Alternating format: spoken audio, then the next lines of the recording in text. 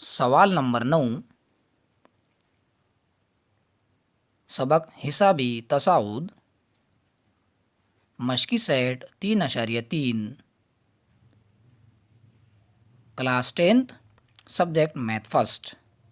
पेशकश Abdul Waheed PJK UHS एम्पीर। अब 9वां सवाल इस तरह है, अगर किसी हिसाबी तसाउद का 9वां रुकन सिफर हो तो दिखाइए कि 29वां रुकन 19वें रुकन का दुगना है। पहली शर्त में 9वां रुकन सिफर है, लिहाजा यहाँ पर n बराबर 9 होगा और T9 बराबर सिफर होगा। अब हम हिसाबी तसाउद के आम रुकनों का ज़ाब्ता जानते हैं, जो कि इस तरह है। Tn बराबर a जमा कौस में n नफ़ी 1 ज़रब d।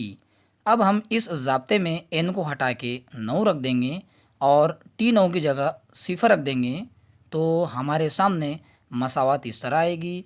T9 बराबर a जमा कौस में 9 नफ़ी 1 ज़रब d, यानी हमने उस ज़ाब्ते में n को हटा के 9 रखा। अब हम क्योंकि जानते हैं कि सवाल में T9 बराबर सिफर दिया हुआ है, लिहाजा यहाँ से T9 को हटा के हम सिफर रख देंगे, तो हमारे सामने जो मसावत आएगी वो इस तरह होगी। सिफर बराबर a जमा 8d, यानी T9 को हटा के सिफर रखा, 9 में से 1 को तफरीक किया, 8 जवाब आया। अब हम इस मसावत को ऐसा भी लिख सकते हैं, a जमा 8d बराबर सिफर।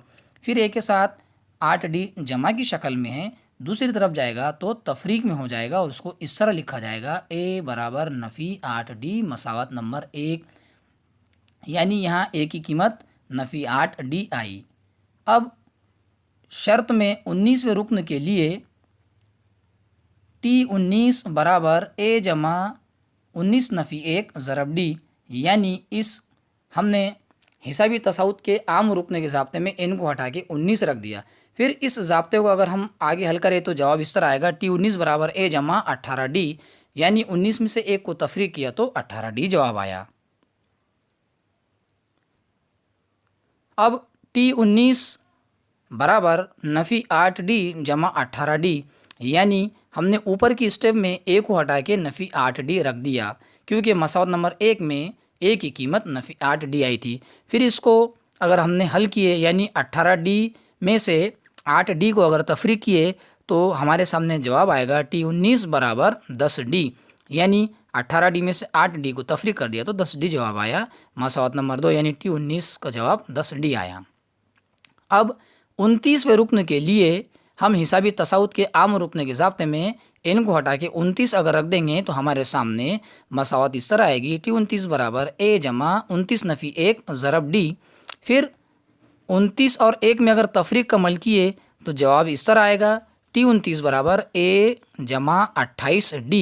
फिर यहाँ पर a को हटा के अगर नफ़ी 8d रख देंगे तो हमारे सामने जवाब इस तरह आएगा। T29 बराबर नफ़ी 8d जमा 28d, यानी a को हटा के हमने नफ़ी 8d रख दिया। फिर इसमें अगर हमने तफरीक अमल किए तो जवाब हमारे सामने इस तरह आएगा। T29 बराबर 20d, यानी 28d में से 8d को तफरीक कर दिए तो 20d जवाब आया। इस तरह ये मसावत नंबर 3 बन गई। अब हमने मसावत नंबर 2 और 3 पे अगर गौर किए तो T29 बराबर 20d आया और T19 बराबर 10d आया, यानी T29 जो है वो दुगना है T19 का, यानी T29 बराबर 20d बराबर 2 ज़रब 10d बराबर 2 ज़रब T19, यानी हमने जो दी हुई शर्त है वो मुकम्मल कर लिए।